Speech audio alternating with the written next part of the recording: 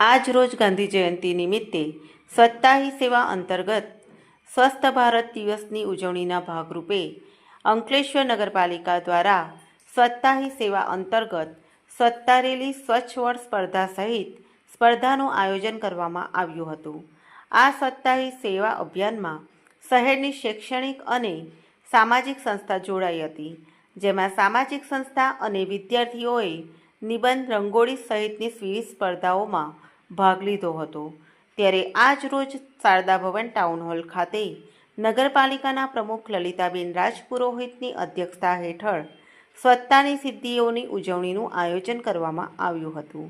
આ કાર્યક્રમમાં પાલિકા વિવિધ વોર્ડ પૈકી વોર્ડ નંબર 1, 6 અને 7માં શ્રેષ્ઠ સફાઈ બદલ સુપરવાઇઝરનું સન્માન કરવામાં આવ્યું હતું।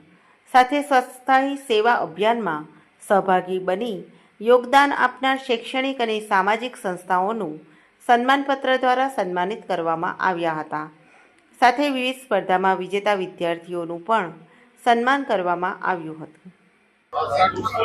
પ્રધાનમંત્રી નરેન્દ્ર મોદીજીના 17 સપ્ટેમ્બરના જન્મદિવસથી લઈને 2 ઓક્ટોબર ગાંધી જયંતિ દિવસ સુધી આજે સ્વચ્છતા પખવાડિયાનું આયોજન કરવામાં આવેલું હતું।